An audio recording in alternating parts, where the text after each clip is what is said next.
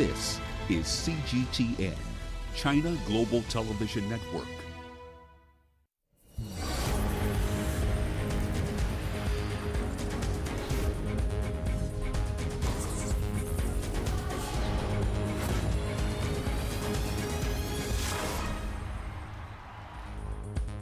The 2021 Africa Cup of Nations qualifiers returned this week, with most fixtures played behind closed doors under strict COVID-19 measures. Now, with Giants humbled and Minnows having their day in the sun, tonight's sports scene gauges Africa's reaction to the return of international football. Hello, welcome to your weekly sports program that brings you all the sporting news and reviews. From an African perspective, we will highlight the thrill of victory while also showing you the agony of defeat. I'm Richard Nta, Nairobi. This is Sports Scene. Let's get real, let's get live, let's get started. Here's what's coming up in the show. We tell you the impact that COVID-19 has had on the 9-time Africa volleyball champions, the Malkia Strikers of Kenya. Long waiting list as the popularity of Zumba surges in Egypt despite the pandemic. Once again, welcome to Sports Scene. So good to have you with us. I'm Richard Nta. Let's get started with the Egyptian national team struggling in Group G of their 2021 AFCON qualifiers. Star striker Mo Salah's positive COVID-19 test could not have come at a worse time. Egypt needs to beat the 2016 World Cup finalist Togo twice in round 3 and 4 of the qualifiers to go above early leaders Comoros Islands. Now, it is a position that the Pharaohs, who are 7-time winners of the AFCON, did not want to find themselves in after disappointing in the 2019 AFCON finals that they hosted. CGTN's Adel Al-Mahroui reports. The Egyptian national team has been struggling in the 2021 Africa Cup of Nations qualification. They started their bid on the wrong foot, drawing twice in their opening matches to slip to third in Group G with 2 points ahead of their double-header with Togo. It's hardly the position you would expect the record AFCON winners to be in. It's a very delicate match for Egypt. It's the first game for the national team since the COVID-19 pandemic. It comes when the EFA is under criticism over how it dealt with foreign-based players and the pandemic, in addition to poor performance in the qualification with ties against Kenya in Cairo and Comoros Island. Egypt's matches against Togo on Saturday and Tuesday represent a good chance to catch up with group leaders Comoros, who are top on 5 points. Analysts here are quite confident that Egypt can beat the bottom-placed side. Togo's team relies mainly on domestic players. The league there has not resumed since the COVID-19 pandemic lockdown. Their top scorer plays in UAE football that is struggling too. Their coach, Claude Deloroy, despite his experience, has not produced tangible results in recent years. That enriches Egypt's chances in the match. However, those expectations have been dampened by the stunning positive COVID-19 test of talismanic striker Mo Salah. The management crisis at the Egyptian Football Association and the Pharaohs' underwhelming performances in the first 2 qualifiers are other reasons of concern. It's now up to the team's coach, Hossein El Badri, to rally the team to rescue their 2021 AFCON qualifying charge. Despite this accumulating pressure, with just 2 points in their bag, the Pharaohs must win the next 2 matches in the Africa Cup of Nations qualifiers if they want to keep their chances for Cameroon alive. Adel Al-Mahroui, CGTN, Cairo. Still in Egypt, where the country's national football team, the Pharaohs' qualification bid for the 2021 AFCON finals was rocked by star striker Mo Salah testing positive for COVID-19. The news brought the effects of the pandemic that has disputed Egypt football into sharp focus. At the same time, the Egyptian football fans have been stunned by the news Salah has contracted COVID-19 and will miss both AFCON qualifiers against Togo. CGTN's Adel Al-Mahroui tells us more. When he landed in Cairo, Mo Salah went straight to his brother's wedding. With no one else wearing face masks, this is probably where Egypt's and Liverpool's top football star got infected with COVID-19. The news made Egypt stunned. When I got the news that Salah is infected, I was shocked. I told my friends right away. They didn't believe. When Salah plays with the national team, I feel we could score at any time. We love Salah and love to watch him play.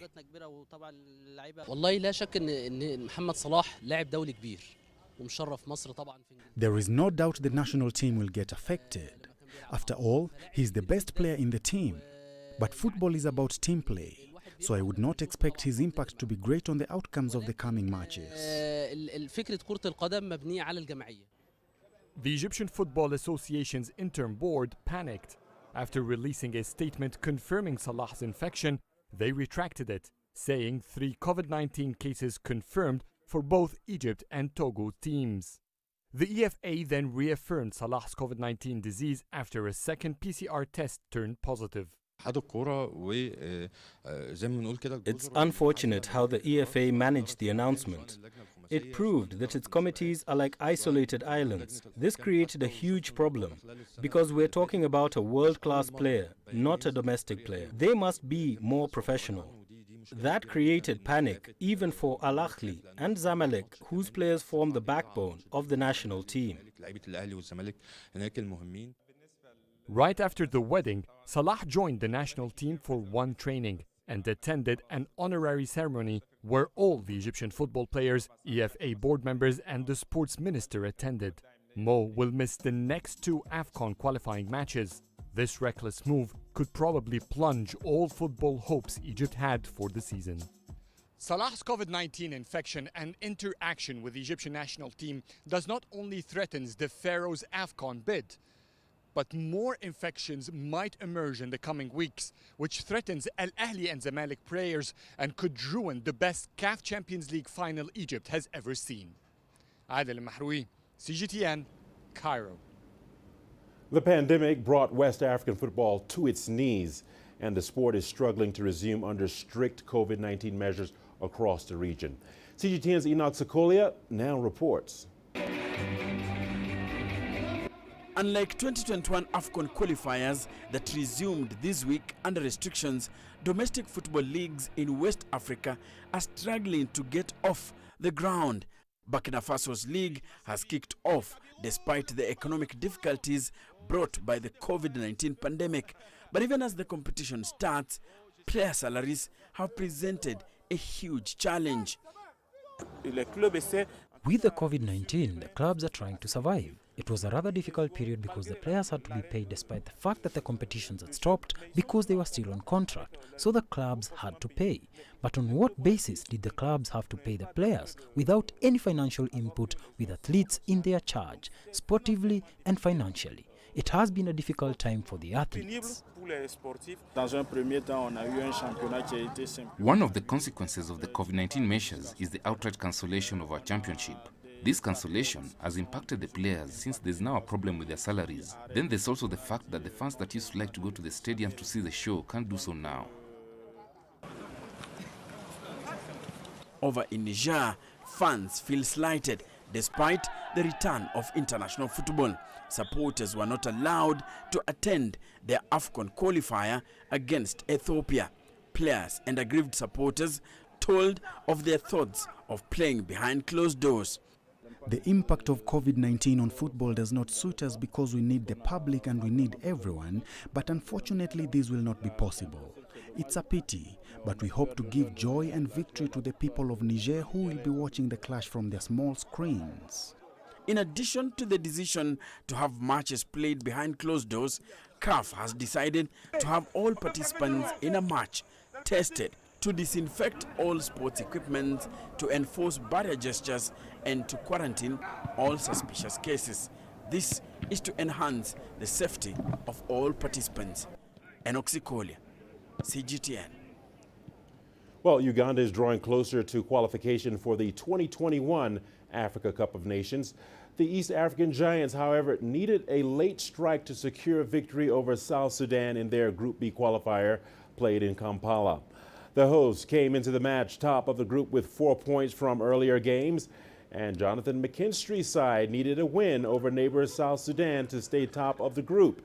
Now, despite failing to impose themselves, the Uganda Cranes saved the best for last when substitute Khalid Waliwa headed in 4 minutes from full time. The win puts Uganda on 7 points after 3 games. That also moves them closer to securing a third consecutive AFCON qualification. The two sides, however, meet again on Monday for the return fixture. That game will be played in Kenya's capital, Nairobi. Genuinely, we knew it would be a hard nut to crack. 9 games, now 10 games in a row where they've either won, drawn or lost by only a 1-goal margin.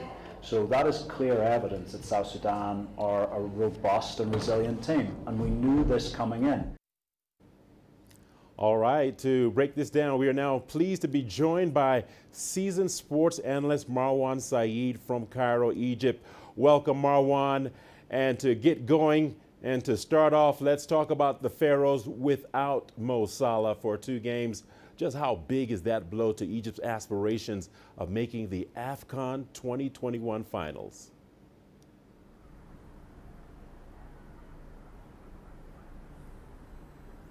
I think you would be asking this question to other nations as well. For example, if Portugal lose Cristiano Ronaldo, or Argentina without Messi, Brazil without Neymar, Mohamed Salah is in that stature at the moment for the Egyptian national team, and losing one of your biggest players in history for a match or 2 will always be a challenge.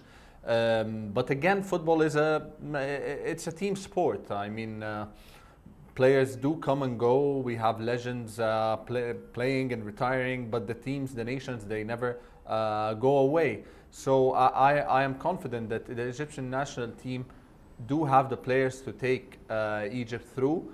But obviously, when you have one of the best players in the world on your team, it always gives you a boost of confidence and tips the chances your way. But you have to deal with these things. Sometimes Egypt is not the first nation, or will be the only nation to deal with such thing where they lose their biggest footballer. But they are a big team for this reason. It doesn't matter who plays, as they do get the results, and history has proven so. I hear what you're saying, Marwan, but no doubt the Egyptian fans are not happy right now. Well, let's shift gears a little bit. Marwan, do you believe resuming AFCON qualifiers during the pandemic, especially with many countries going through a second wave, do you think CAF is justified by that?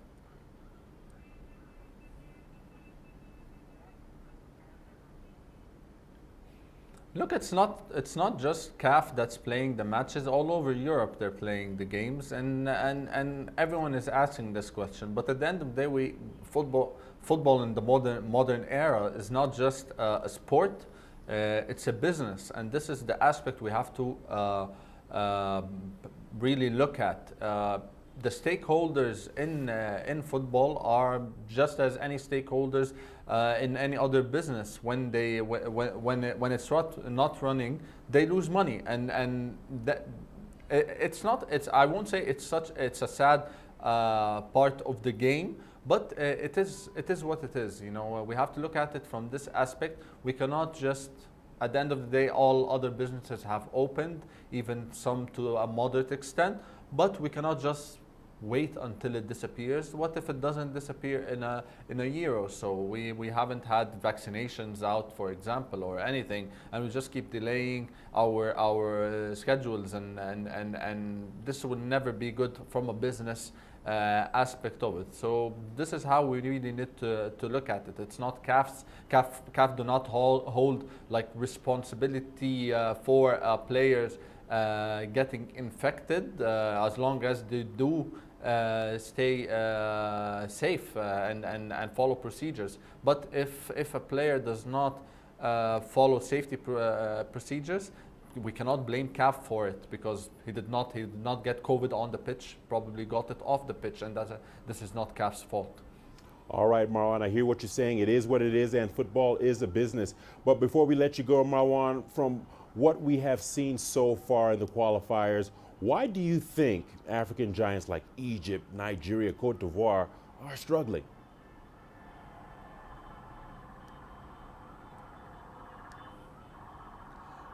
Look, in terms of those three, I think the team that has struggled most is obviously Egypt. They did not have Salah the past games, and they are looking to win this match tonight against Togo to try to top the group. It's not the same case when we speak about Nigeria. They already. All right, Marwan, I think we've lost Marwan there, but we do get the sense of what he was trying to say. We appreciate Marwan speaking to us here on Sports Scene.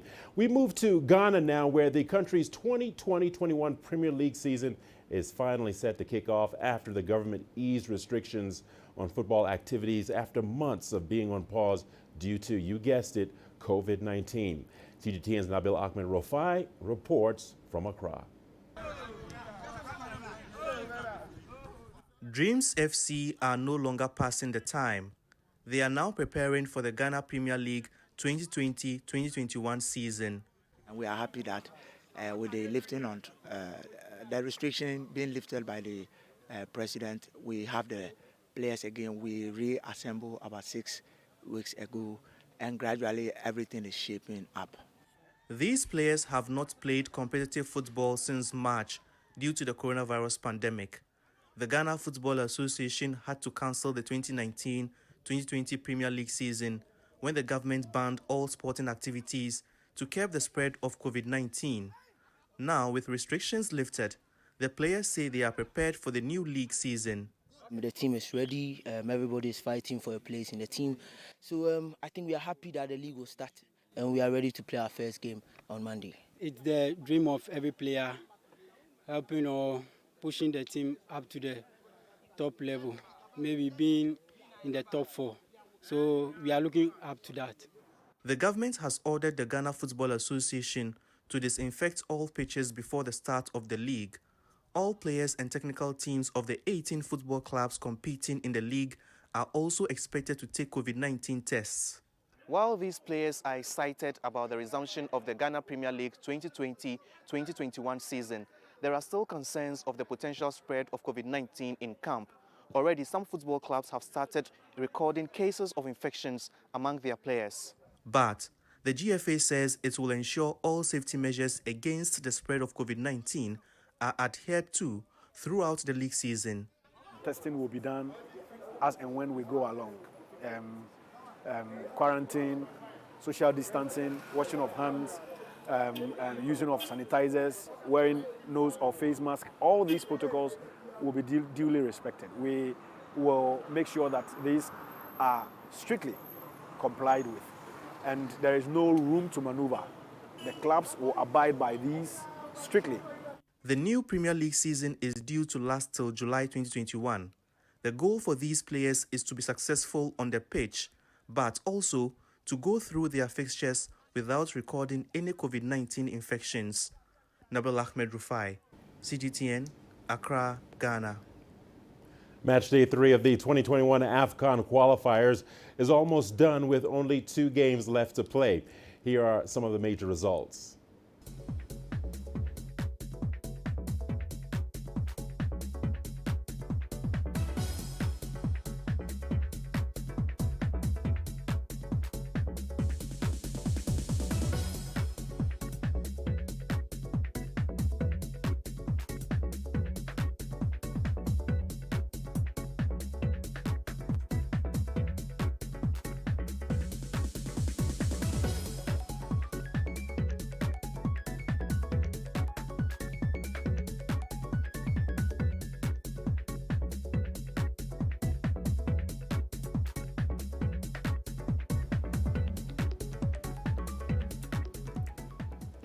The Kenya volleyball women's team secured qualification for their 3rd Olympics after a 14-year hiatus.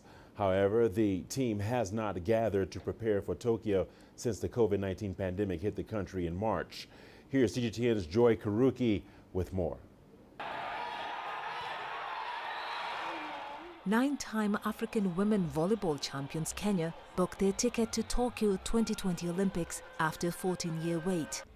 Their preparations for the now postponed games were cut short by the coronavirus pandemic. This forced the team's management to turn to individual training after group gatherings were suspended in March.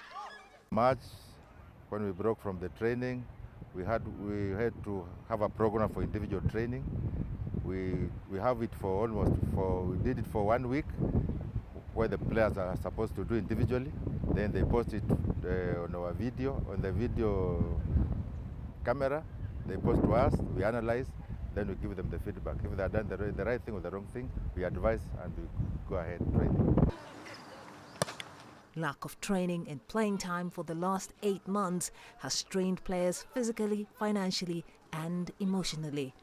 The pandemic period has been fraught with difficulty for members and staff of Malkia Strikers, as the team is famously known. The national team has been hard for them, but we are lucky that most of the players are coming from the Kenya prisons that they have permanent employment, and Kenya Pipeline, they are on contract, they are being paid, and KCB, they are on contract, they are being paid. But the problem is, as they do the video training or the individual training, you might not know if they are doing it for, you cannot monitor them properly on video. So you might find that when we resume, most of them would have gained a lot of weight. The team is, however, hopeful that as things ease up and the government will allow them to return to training. This will help the team continue with preparations as they seek to make an impact at Tokyo 2020 next year. As we go for Olympics, we are not just going to participate, we are going to compete. We have competed in this World Championship as a national team, and we have seen where we belong. We have seen how far we have improved, and we hope when we go to Olympics, it's not going to be a participating team, we are going to compete, and we hope to post good results at the Olympics. After a few lean years, Kenya were in the process of reclaiming their sport as the top women's volleyball team in Africa, and securing a place at the Olympics gives them something to look forward to in the coming days. Joy Kiruki Juma, CGTN. Well, the action continues on Sports Scene. Don't go away. Here's a look at what's coming up.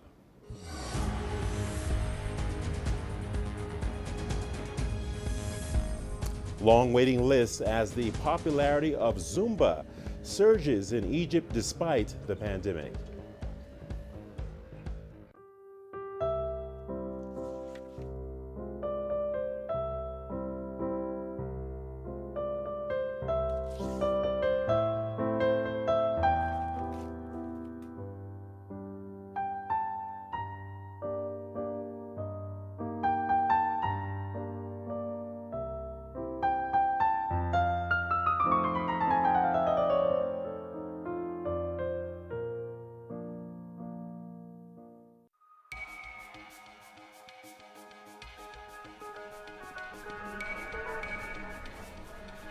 You're watching breaking news on CGTN.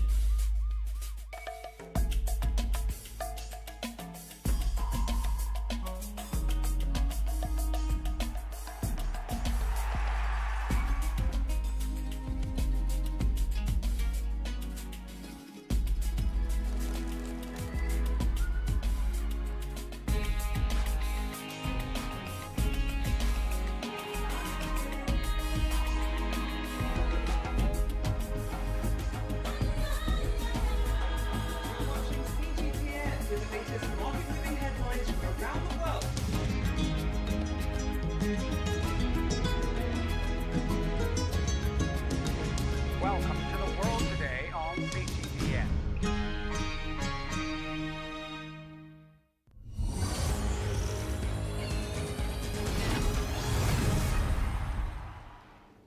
Welcome back to Sports Scene. We return to Egypt, and although it is not recognized as a sport, Zumba has proven to be one of the strongest full-body workouts known today.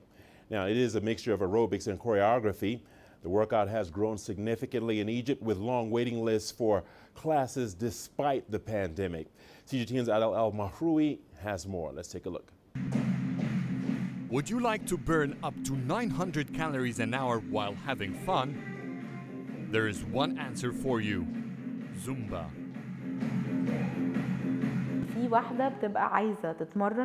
There are people who want to lose weight and become fit, but they don't like to be told to use this gym instrument or lift that weight. They don't like routine. In Zumba, you burn a lot of calories and you don't know what the next style of music is. It is a kind of exercise that lifts your mood. Others come for Zumba as a kind of cardio sport.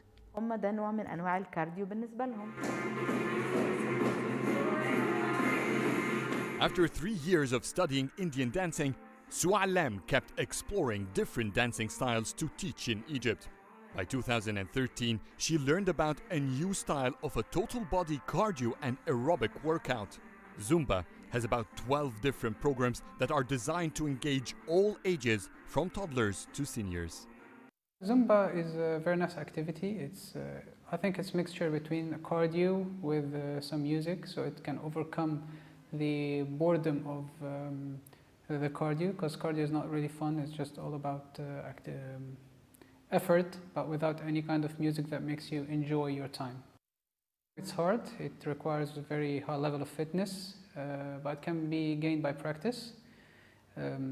Also requires lots of work.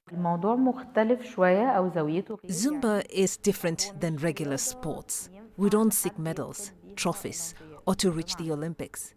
It's more like choreography. We design dances, but in a way to enhance physical fitness. If it becomes a competition, it'll lose its magnificence. It'll be something else other than Zumba.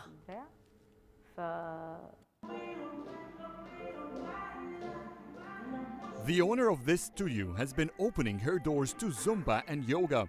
The two activities have been trending in Egypt in recent years.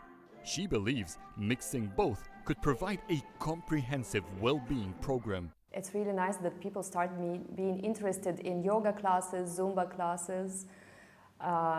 They really want to change their lifestyle. It accords more to mental and physical health. And it really surprises and makes happy that people, they prefer to move more, to be aware of what they are doing, more than just going to the gym. Zumba was created in 1998 by Beto Perez, a Colombian choreographer. It began to mature until it has become a structured discipline with more than 100,000 instructors and millions of students globally. Adel Mahroui, CGTN, Cairo. Well, that's it for this edition of Sports Scene. Remember, you can send us your feedback to the contacts on the screen and follow us on digital media platforms. Thanks for watching. Before I go, check this out.